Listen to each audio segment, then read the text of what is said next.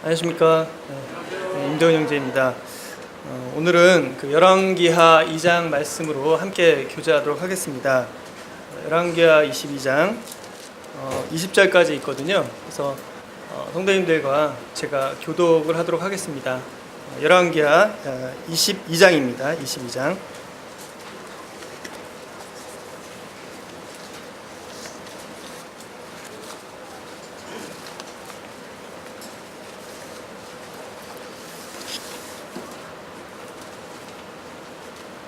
네, 다 찾았으면 제가 먼저 읽도록 하겠습니다. 요시야가 왕위에 오를 때에 나이가 8세라 예루살렘에서 31년간 다스리니라. 그의 어머니의 이름은 여디다여 보스갓 아다야의 딸이더라.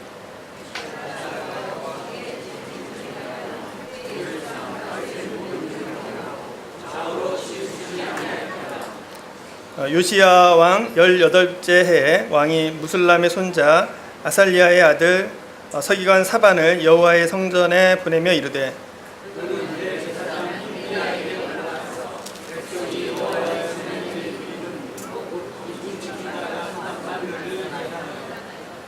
여호와의 성전을 맡은 감독자의 손에 넘겨 그들이 여호와의 성전에 있는 작업자에게 주어 성전에 부서진 것을 수리하게 하되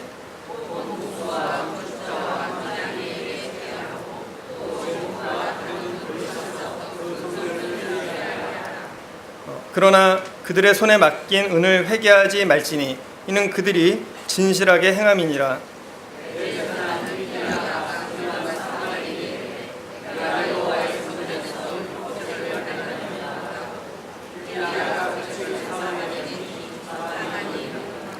서기관 사반이 왕에게 돌아가서 보고하여 이르되 왕의 신복들이 성전에서 찾아낸 돈을 쏟아 여호와의 성전을 맡은 감독자의 손에 맡겼나이다 하고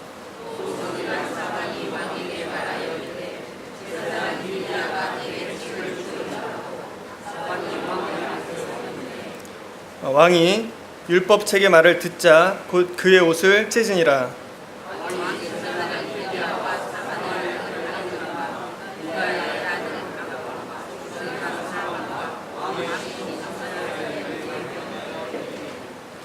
너희는 가서 나와 백성과 온 유다를 위하여 이 발견한 책의 말씀에 대하여 여호와께 물으라. 우리 조상들이 이 책의 말씀을 듣지 아니하며 이 책에 우리를 위하여 기록된 모든 것을 행하지 아니하였으므로 여호와께서 우리에게 내신 진노가 크도다.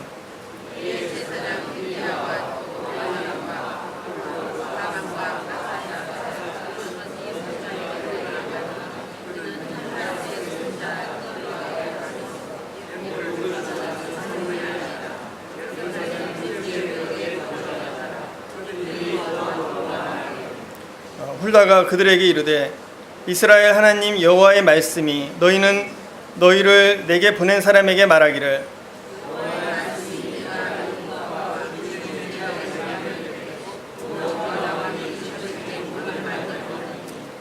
이는 이 백성이 나를 버리고 다른 신에게 분향하며 그들의 손의 모든 행위로 나를 경노하게 하였음이라. 그러므로 내가 이곳을 향하여 내린 진노가 꺼지지 아니하리라 하라 하셨느니라.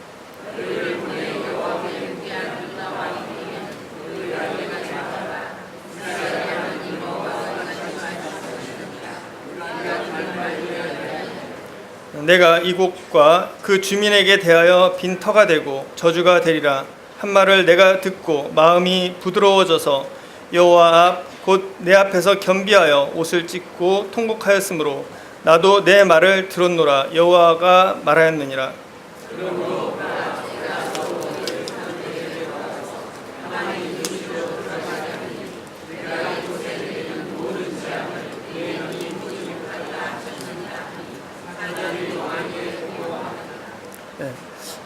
열왕기하 22장은 그 이스라엘이 이제 거의 멸망하기 직전입니다. 멸망하기 직전에 그 마지막 때에 이 요시야라는 왕이 그 신앙 개혁을 일으킵니다. 그래서 그 이스라엘의 그 신앙 개혁이 일어나면서 유다가 그 전에 잃어버렸던 그런 영향력을 좀 되찾고 또 백성들이 정말로 하나님께 돌아와서 전무후무하게 정말 철저하게 하나님 앞에서 그 민족이 회개하고, 그리고 그 가운데 있었던 온갖 우상과 온갖 악한 것들과 그리고 거짓과 부패와 이런 것들을 정말 하나님 앞에 내어놓고 돌이키는 그런 영적인 회개가 일어났고, 아까 말씀드린 것처럼 그것과 동시에 국가적으로도 멸망하기 전에 가장 그 다른 나라에 영향력을 끼치는 그러한 그 놀라운 일들이 일어났던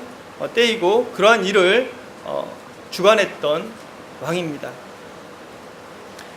이 요시야가 왕위에 올라갈 때 나이가 몇 살이었냐면 8살이었습니다. 왕위에 올라갈 때 나이가 8살. 1절에 보시면 요시야가 왕위에 오를 때에 나이가 8세라 예루살렘에서 31년간 다스리니라. 그의 어머니의 이름은 여디디아요 보스갓 아다야의 딸이었더라. 요시야가 여호와 보시기에 정직히 행하여 그의 조상 다윗의 모든 길로 행하고 좌우로 치우치지 아니하였더라. 이 말씀을 보는 순간 저는 도전을 받을 수밖에 없었습니다. 왕이 몇 살이었다고요? 8살이었습니다. 우리 주변에 8살이면 네, 8살입니다. 이 요시야의 아버지가 누구였냐면 아몬이라는 왕이었습니다. 그리고 요시야의 할아버지가 누구였냐면 므낫세라는 왕이었습니다. 이 므낫세는 무려 55년 동안 나라를 다스렸습니다. 이스라엘이라는 나라를 무려 55년 동안 다스렸는데 그가 유다에서 가장 악한 왕이었습니다. 어느 정도로 악했느냐? 예수님께서 이 땅에 오셔서 성전을 가셨어요. 성전을 딱 갔는데 가서 딱 보니까 어떤 일이 벌어졌냐면 거기서 장사하는 사람들이 막 장사를 하는 거예요. 예수님께서 그것을 보고 분노하셨습니다. 분노하셔서 그걸 다 엎으시고 내 집은 기도하는 집인데 너희들이 이 성전을 이렇게 더럽히느냐라고 분노하시며 성전을 정화했던 사건을 우리는 기억합니다. 그런데 이 므낫세라는 왕이 했던 행동에 비하면 정말 그 예수님 당시의 성전은요 경건하고 거룩한 곳이었습니다. 이 열왕기하 21장을 보면 어떤 일이 일어나냐, 여러분 진짜 한번 읽어보시기 바랍니다. 성도님들 읽어보세요. 이 요시야가 23장에 개혁하는 그런 모습들을 보면요 성전 안에 무엇이 있었느냐, 1월 성신을 섬기는 제단들이 있었습니다. 성전 안에, 하나님의 성전 안에 1월 성신을 섬기는 제단들이 있었습니다. 그리고 아세라 목상을 섬기는 사람들이 있었습니다. 그리고 그것뿐만이 아니라 아세라에 관련된 옷 같은 거를 직무를 짜주는 그런 여자들이 거하는 처소도 있었고, 그 처소에서는 어떤 일이 있었냐, 그것만 짜는 게 아니라 남창들이 있었습니다. 남창들이라는 건 뭔지 아시죠? 동성연애 해주는, 그러니까 여자가 아니라 남자 창녀들까지, 그러니까 창남들까지 있었던 곳입니다. 어디예요? 하나님의 성전에.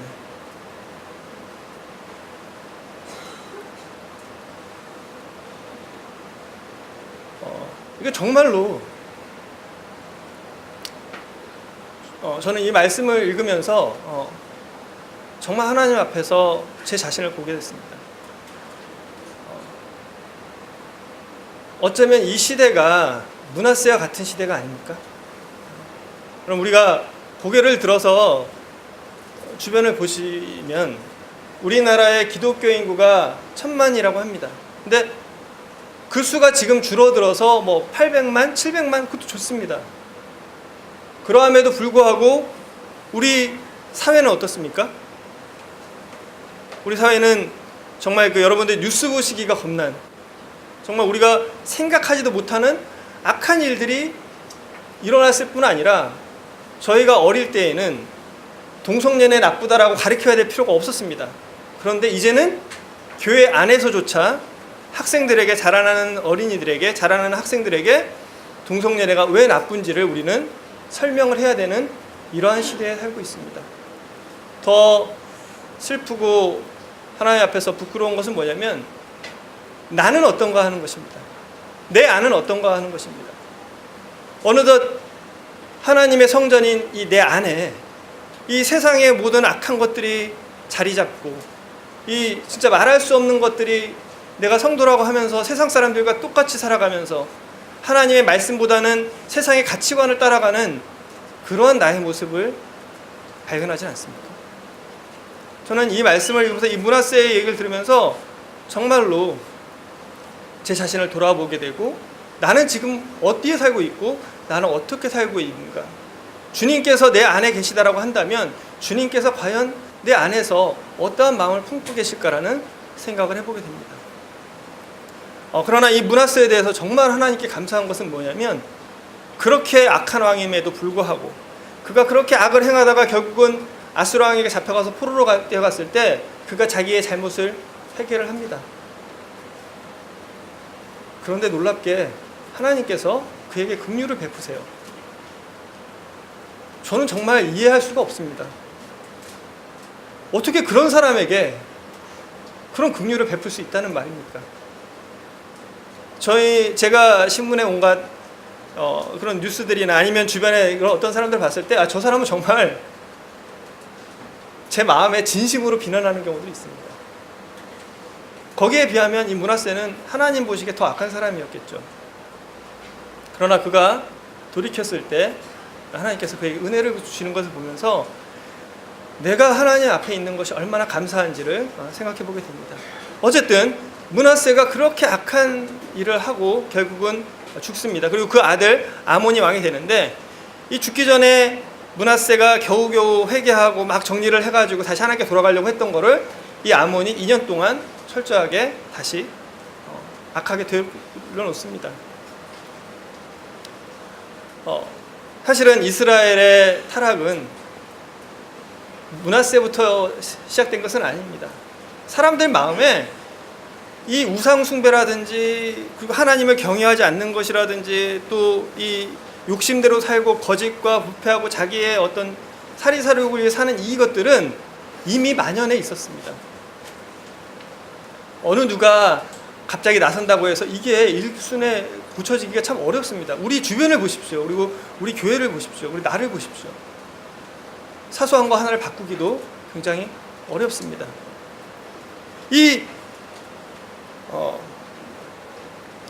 아몬에게서 아몬이 2년 정도 제위를 하고 이제 한 2살 그 정도에 이제 24살에 죽습니다. 암살을 당합니다. 그렇다면 요시야는 아무래도 아몬이 한 16살 때쯤에 아마 일찍 결혼을 했겠죠. 낳은 자식입니다. 16살쯤. 아빠도 어리고 아기는 더 어리고. 이 요시야는 자라면서 뭘 봤을까요? 8살 때까지 하나님 앞에서 어떤 걸 봤을까? 어쩌면 뭐 할아버지가 죽기 전에 마무리하는 그런 모습들을 좀 봤을 수도 있고요. 근데 기억이 나겠어요? 기억이 안 나죠. 아마 아몬의 영향을 가장 많이 받았을 것입니다. 그런데 이 8살 난 요시야가, 우리가 보면 정말 옆에서 아무것도 모를 것 같은 요시야가 8살에 왕이 됐습니다.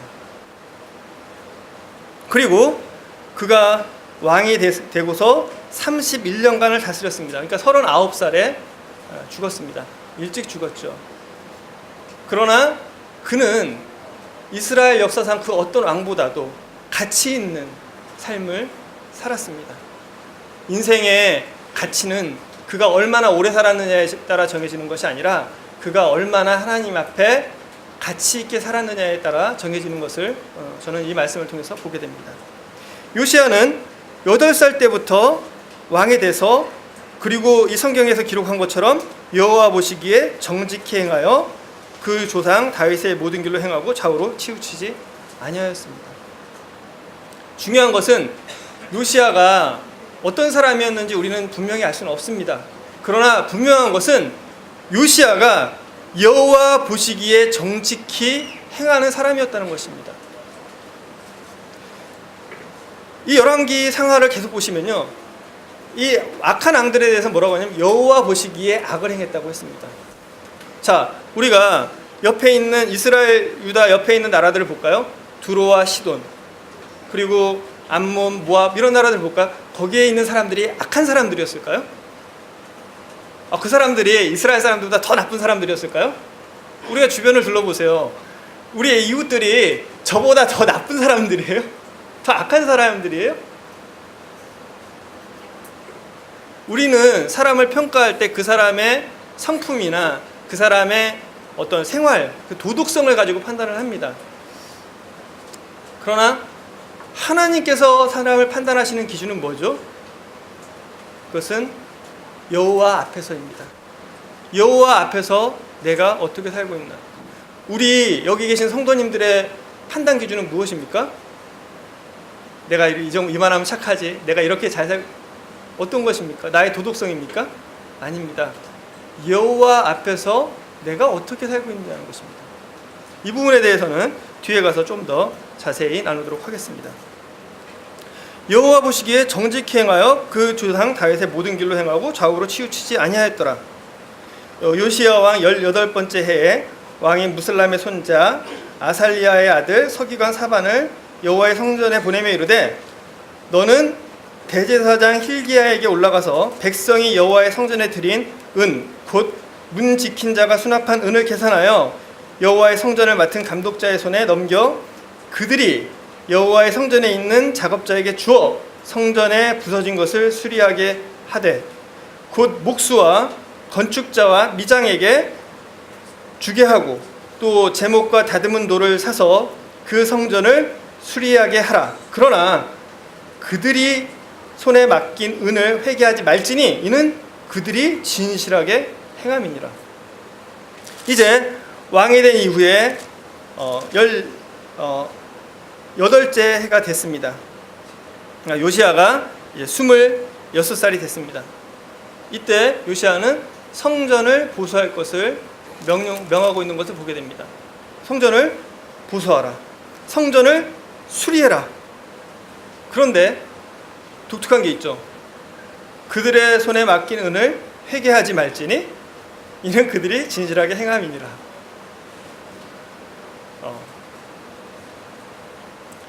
여러분 이 세상을 보세요. 나를 보십시오. 감독하지 않으면 잘하나요? 우리는 감독하지 않으면 잘하지 않기 때문에 2중 3중을 합니다. 어쩔 땐 자녀를 키우다 보면 집에 CCTV가 있었으면 하는 마음이 들 거예요. 내가 사장님이라면 사무실에 다 CCTV를 두고 싶을 거예요. 그죠? 내가 감독 어느 위치에 있고 내가 뭔가를 하는 입장이라면 잘 감시하기를 원할 것입니다. 하물며 돈이 맡겨지는 곳이라면 어떻겠습니까? 그런데 뭐라고 하냐면 은을 회개하지 말라. 이는 그들이 진실하게 행함이니라. 성전을 수리하지만 그러나 그 성전 맡은 자들에 대해서 터치하지 말아라. 그들이 알아서 하게 해라. 이 일로 인해서 이 뒤에 보시는 것처럼 여호와의 성전에서 헌금하면서 율법책을 발견하게 되고 그 율법책을 읽으면서 요시야가 정말 그 개혁의 꽃을 피우게 됩니다.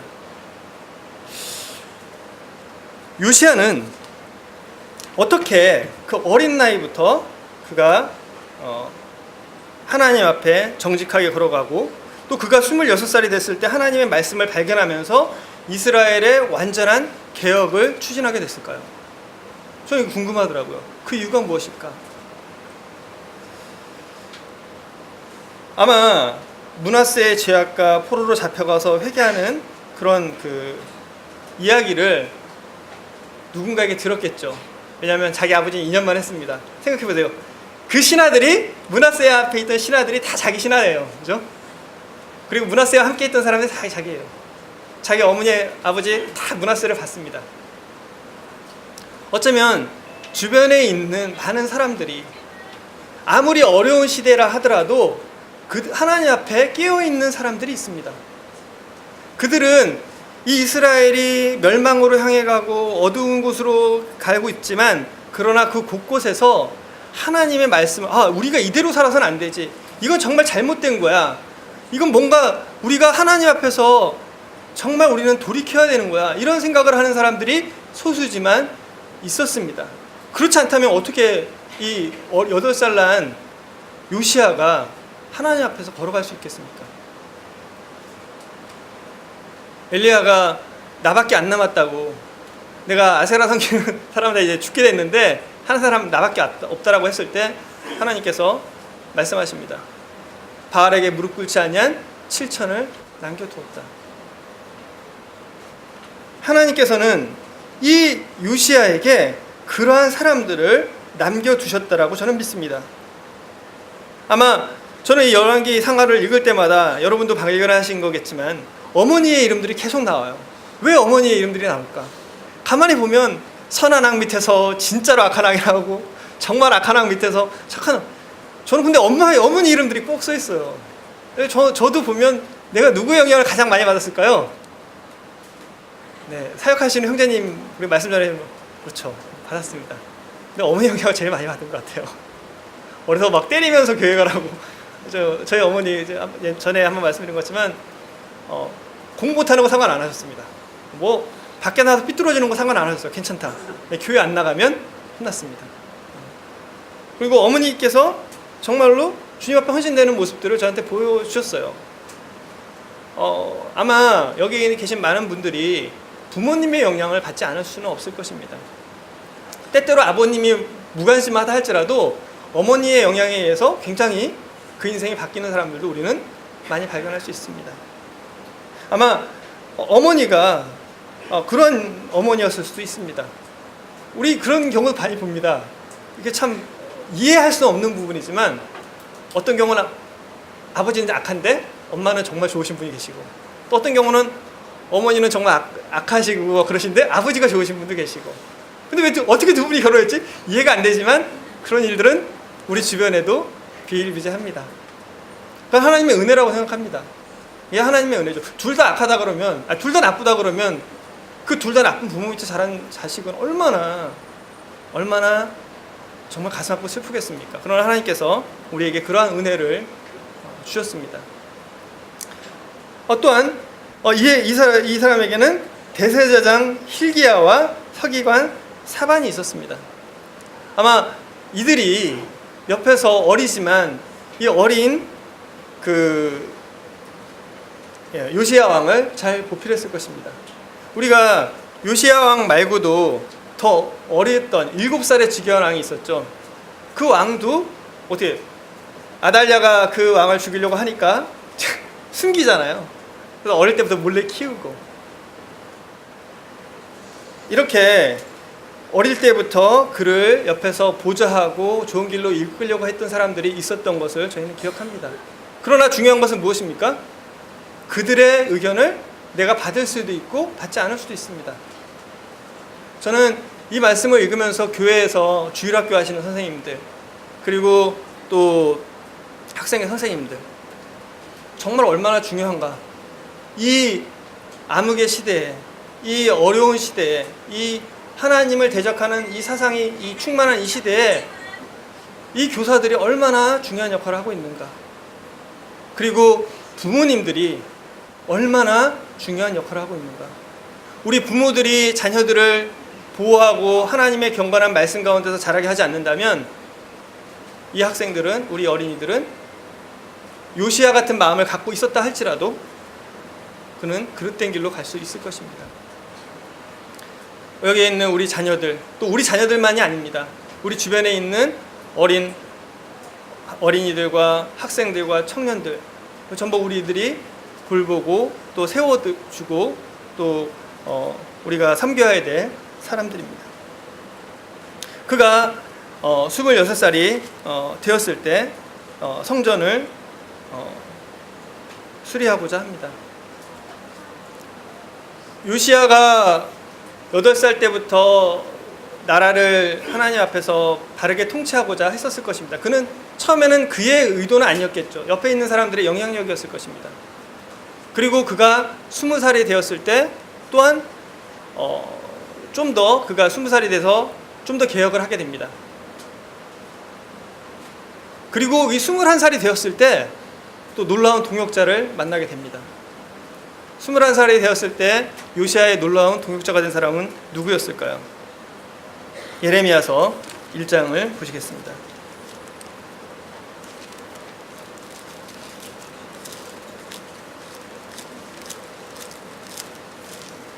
예레미야서 1장 2절을 보시면 아몬의 아들 유다 왕 요시야가 다스린 지 13년에 여호와의 말씀이 예레미야에게 임하였고. 예레미야서를 성도님들이 읽을 때 굉장히 힘드실 거예요. 굉장히 깁니다. 52장입니다. 예레미야는 굉장히 긴 시간을 예언을 했습니다.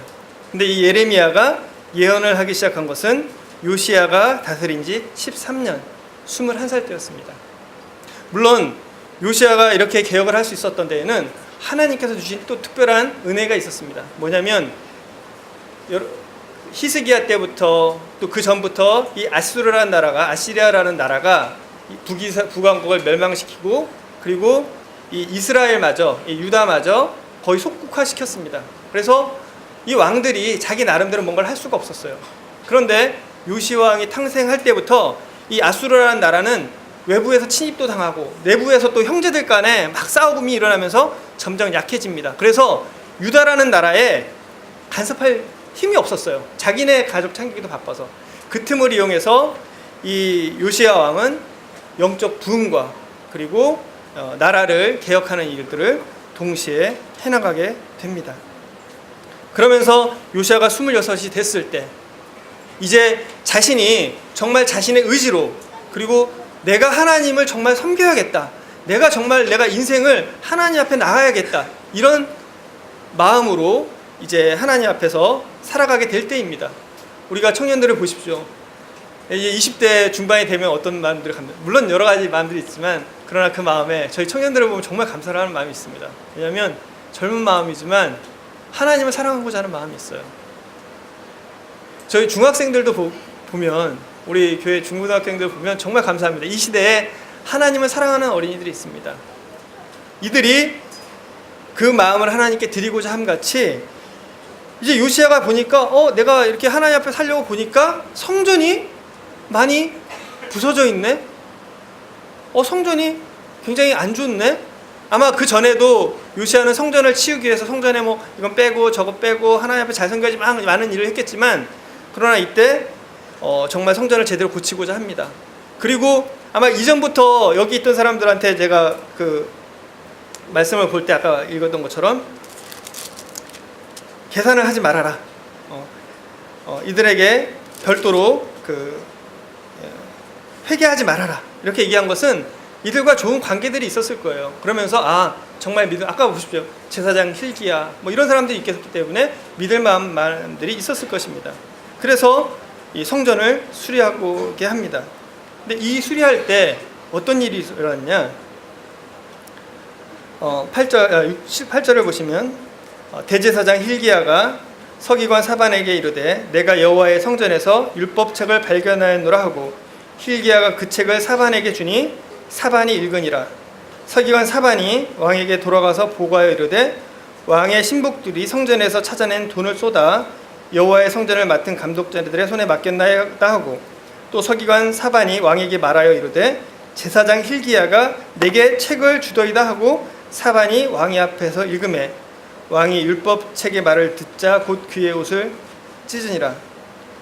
왕이 제사장 hil기야와 사반의 아들 아히감과 미가의 아들 악볼과 서기관 사반과 왕의 시종 아사야에게 명령하여 이르되 너희는 가서 나와 백성과 온 유다를 위하여 이 발견한 책의 말씀에 대하여 여호와께 물으라. 우리 조상들이 이 책의 말씀을 듣지 아니하며 이 책에 우리를 위하여 기록된 모든 것을 행하지 아니하였으므로 여호와께서 우리에게 내리신 진노가 크도다. 성전을 수리를 하게 맡겼는데 거기서 뭐가 발견됐냐면, 여기 나온 것처럼 여호와의 성전에서 율법책이 발견됐습니다. 누구에 의해서요? 대제사장 hil기야가. 이 부분을 좀 더 자세히 보도록 하겠습니다. 이 부분을 좀 더 자세히 보면 역대하 34장입니다. 제가 찾아서 읽어드리도록 하겠습니다. 역대하 34장이 어떻게 표현되어 있냐면, 무리가 여호와의 전에 헌금한 돈을 꺼낼 때에 제사장 hil기야가 모세가 전한 여호와의 율법책을 발견하고, 그러니까 정확히 얘기를 하면 이제 그 성전에 그 헌금함이 있었습니다. 그 헌금함에서 돈을 꺼내서 그 돈으로 성전을 수리했어요. 근데 그 성전에 그 헌금함에서 돈을 꺼내다 보니까 뭐가 발견됐다고요? 여호와의 율법책, 모세가 전한 여호와의 율법책이 거기에 있었습니다. 이거 어떻게 생각하시나요? 아니, 성전에 제사장들이 있고 대제사장들이 있는데 모세가 전한 여호와의 율법책은 없었어요. 그 전까지는 없었던 거예요. 그러니까 숨겨져 있었던 거죠. 그 시간이 1년, 2년이 아니었어요. 굉장히 긴 시간이었을 거예요. 예, 문하세 이전부터 아마 없었을 가능성이 높습니다. 그동안 여호와께서 전한 율법책이 없었어요. 근데 이제 발견을 한 겁니다. 저는 이 부분이 이해가 될 것도 같고 이해가 안 될 것도 같습니다. 어떻게 이 여호와의 율법책이 그 성전에서 잊혀져 버릴 수가 있나? 그리고 성전, 아마 정확하게는 알 수 없지만 그 헌금통 안에 들었을 것 같아요. 헌금통 밖에 있었을 수도 있겠죠. 이 내용을 좀 더 이렇게 정확하게 보면 이 성경책은 그냥 놔둬 있는데 찾은 게 아니라 잘 숨겨져 있던 거예요. 그러니까 그때 성전에서는 이 율법책이 귀중하기 때문에 좋은 장소에 잘 보관을 했을 거예요. 그리고 남들이 이게 함부로 발견하지 못해 잘 보관했을 겁니다. 그리고 필요할 때마다 그걸 꺼내서 읽었겠죠. 어떻게 성금함에 들어가 있다면 어떻게 글로 들어가 있는지 모르겠고, 아니면 뭐 다른 곳에 있었다라면 뭐 어떻게 거기 있었는지는 모르겠습니다. 중요한 것은 그 성경책은, 그 하나님의 율법책은 이스라엘 성전에서, 하나님의 성전에서 감추어져 있었고 이스라엘 백성에게도 읽혀져 있지 않았습니다. 감추어져 있었습니다. 그러나 이제 그 요시야가 성전을 고치고자 했을 때 하나님께서 그에게 그 성경책을 발견하게 하셨습니다. 왜? 억지로 찾았나요? 아닙니다. 그의 마음이 정말로 하나님 앞에 마치 솔로몬이 성전을 짓고자 했던 그런 마음이 아니었을까 저는 생각을 합니다. 했을 때 하나님께서 그에게 성경, 하나님의 그 말씀을 발견하게 하셨습니다.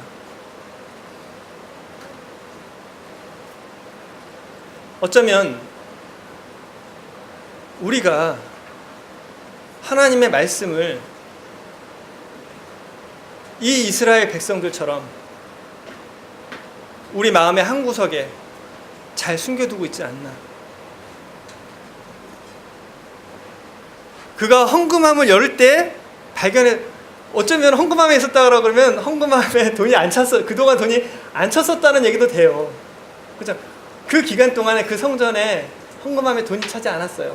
아무도 성전을 수리하려고 하지 않았고, 그 성전에서 오히려 온갖 악을 행하고 이방신을 섬기고 우상을 섬겼습니다.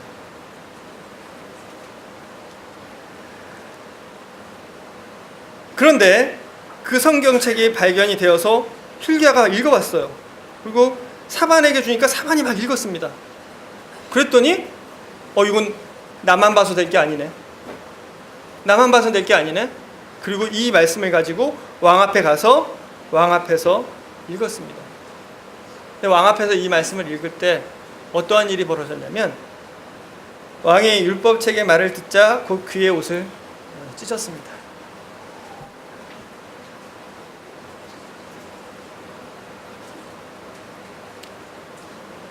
그가 자기의 옷을 찢었습니다.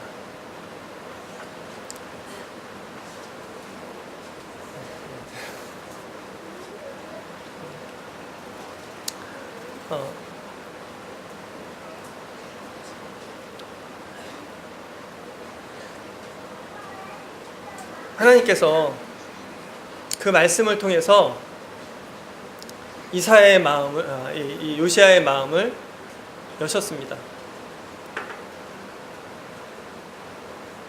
우리가 하나님의 말씀 앞에 어떻게 살아가야 하는가, 우리는 하나님 말씀을 어떻게 대해야 되는가를 생각해 보게 됩니다. 우리가 내 자신을 정확히 볼 수 있으려면 어떻게 하면 저 자신을 볼 수 있을까요?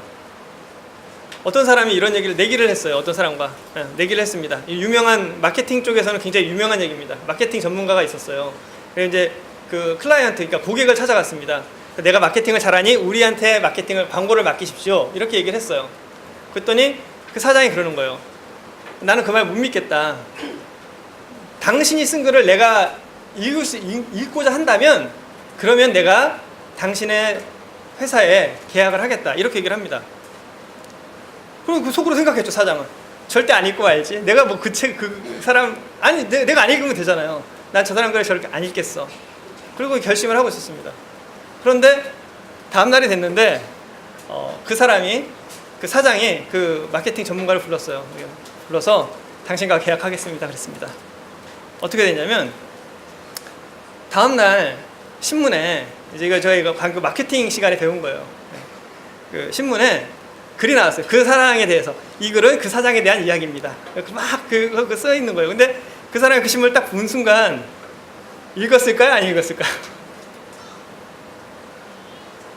사람들은 자신의 모습을 알기를 원해요. 여러분, 내 자신이 어떤 사람인지 정말 알고 싶지 않으세요? 그래서 막 주변 사람들의 말에 정말 신경 쓰지 않으세요? 엄마는 나를 어떻게 생각하고 있고, 아빠는 나를 어떻게 생각하고, 친구는, 상사는, 주변 사람들이 나를 막 어떻게 생각하는지 알고 싶지만 물어보기는 좀 애매한 사람들은 알고 싶어 합니다. 그리고 또 자기 자신에 대해서 막 생각해요. 나는 이렇고 이렇고 생각하지만 어느 날 보면 나도 나를 잘 모르겠습니다. 그리고 내가 나를 안다고 할지라도 그것은 정말 잘못 알고 있는 경우들이 많습니다. 왜 사람들이 하나님을 믿지 못할까요? 왜 사람들이 하나님 앞에 구원받지 못할까요? 그것은 자기 자신을 모르기 때문입니다. 만약에 그가 자기 자신에 대해서 진짜 안다면 자기 자신을 아는 사람들은 하나님께 나오게 돼 있어요. 왜? 내가 얼마나 큰 죄인이고 얼마나 악한 자인지를 알기 때문에 그는 살려주세요 하고 하나님께 나아갈 수밖에 없습니다. 그런데 왜 사람들이 하나님께 나오지 못하느냐? 하나님의 말씀으로 자기의 마음의 비침을 받지 못하기 때문입니다. 어떤 경우는 성경을 많이 읽었어요. 그럼에도 불구하고 그 사람은 하나님께 나오지 못합니다. 왜?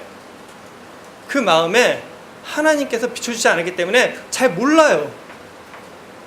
우리가 우리 자신에 대해서 정확하게 알 때는 언제입니까? 하나님의 말씀이 나에게 비춰질 때입니다. 우리 성도들이 언제 하나님께 나아가게 됩니까? 우리 성도들이 언제 하나님께 감사하고 언제 하나님 앞에 내 인생을 드리겠다라고 얘기를 하게 됩니까? 하나님의 말씀이 내게 임하고 하나님의 말씀이 내게 비출 때, 정말로 부끄럽고 처절하지만 그러나 그 하나님의 말씀이 내게 임해서 내 마음을 열고 내 자신을 보게 할 때, 그리고 나에 의해서 절망할 뿐 아니라, 절망하고 있는 것에 그치는 것이 아니라 하나님께서 내게 주신 그 일을 보게 될 때 그의 삶이 변하고 그가 하나님께 나오게 되고 그가 삶이 하나님 앞에 변하고 그가 하나님께 자신의 인생을 드리고자 하는 것입니다. 지금 이 요시야 왕이 그 말을 듣고 옷을 찢은 것은 뭐냐면 하나님의 말씀이 그에게 임해서 그가 자기 자신을 본 것입니다.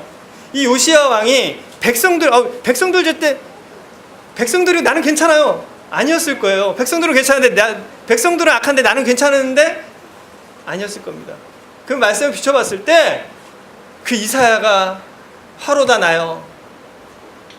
모든 사람들이 하나님을 만나게 될 때요, 그 어떤 사람도 하나님 앞에, 욥도 하나님 앞에 내가 진짜 죽일 놈입니다.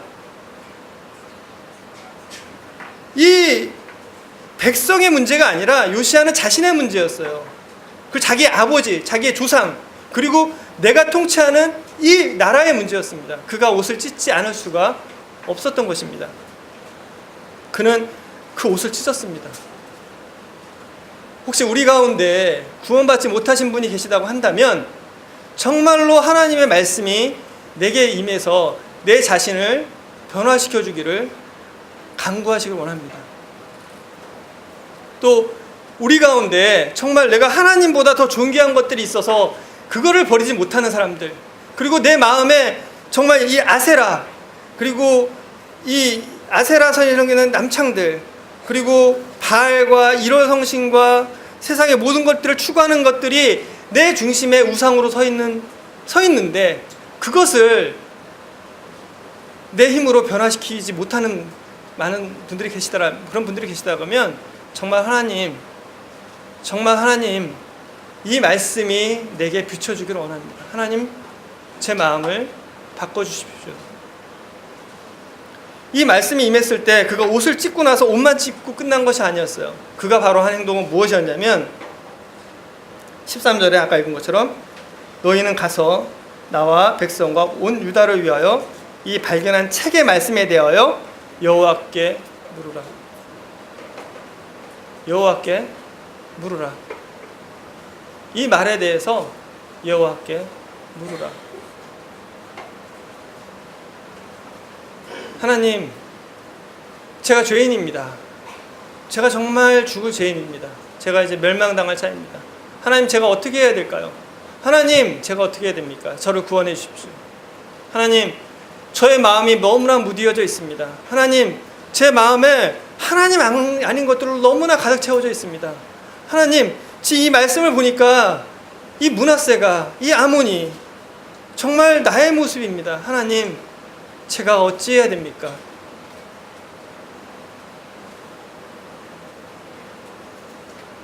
이 하나님이 요시야에게 임했던 하나님의 말씀이 저와 또 우리 가운데 임하기를 기도합니다. 그랬을 때 15절부터 읽겠습니다. 훌다가 그들에게 이르되 이스라엘의 하나님 여호와의 말씀이 너희를 내게 보낸 사람에게 말하기를 여호와의 말씀이 내가 이곳과 그 주민에게 재앙을 내리되 곧 유다 왕이 읽은 책의 모든 말대로 하리니 이는 이 백성이 나를 버리고 다른 신에게 분향하며 그들의 손이 모든 행위로 나를 경노하게 하였습니다. 그러므로 내가 이곳을 향하여 내린 진노가 꺼지지 아니하리라 하라 하셨느니라. 너희를 보내 여호와께 묻게 한 유다 왕에게는 너희가 이렇게 말하라. 이스라엘의 하나님 여호와가 이같이 말씀하셨느니라. 내가 들은 말들에 대하여는 내가 이곳과 그 주민에게 대하여 빈터가 되고 저주가 되리라 한 말을 내가 들었고 마음이 부드러워져서 여호와 앞 곧 내 앞에서 겸비하여 옷을 찢고 통곡하였으므로 나도 내 말을 들었노라. 여호와가 말하였느니라. 그러므로 보라, 내가 너로 너희 조상들에게 돌아가서 평안히 묘실로 들어가게 하리니 내가 이곳에 내리는 모든 재앙을 내 눈이 보지 못하리라 하셨느니라 하니 사자들이 왕에게 보고하니라. 주님께서는 요시야의 물음에 대답을 하셨습니다. 저는 성경을 읽으면서 간절히 하나님을 찾는 사람이 하나님을 만나지 못하는 것을 보지 못했습니다. 간절히 하나님께 물어보는 사람이 하나님께 응답받지 못하는 경우는 보지 못했습니다. 요시야 왕이 이렇게 하나님께 간구했을 때 하나님께서는 그에게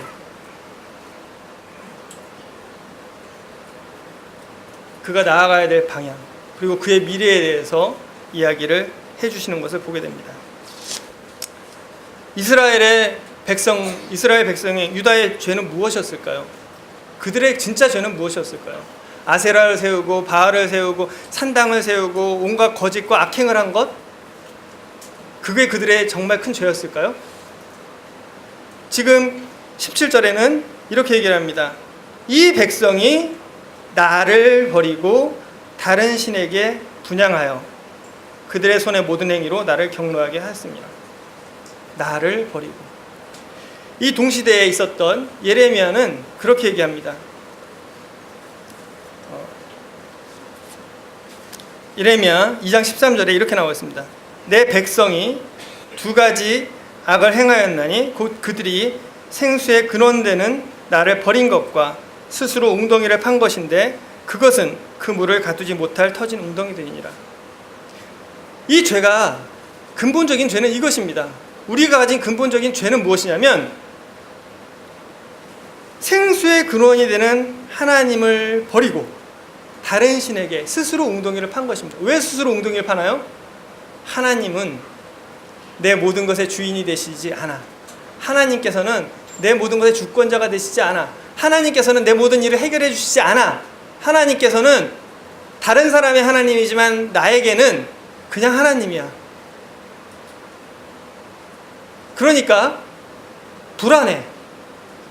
그리고 하나님은 내가 원하는 것들을 못하게 해. 나는 게임도 하고 싶고 나가서 사람들과 어울려서 즐겁게 지내고 싶고 어울리고 막 이렇게 지내고 싶어. 왜? 내 육신이 그걸 원해.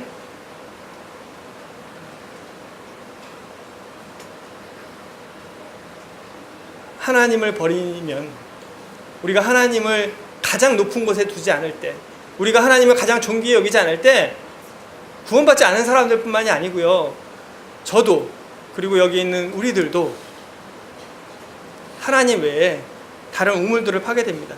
근데 그런 우물들을 파다 보면 어떤지 아세요? 말씀이 재미없어져요. 성도 만나는 것도 귀찮아집니다. 그리고 어느 날 성경은 그냥 똑같이 쌓여 있어요. 말씀을 봐도 감흥이 없습니다. 이건 정말로 하나님 앞에서 위험한 경고의 표시입니다. 하나님의 경고는 우리를 다리를 부러뜨리고 팔을 상하게 하고 이런 것만이 아니에요. 우리의 마음에 하나님의 말씀이 말씀으로 보이지 않을 때, 우리가 하나님의 이 교회가 정말 사랑스럽게 느껴지지 않을 때 어쩌면 우리는 경고를 받아야 될지도 모릅니다.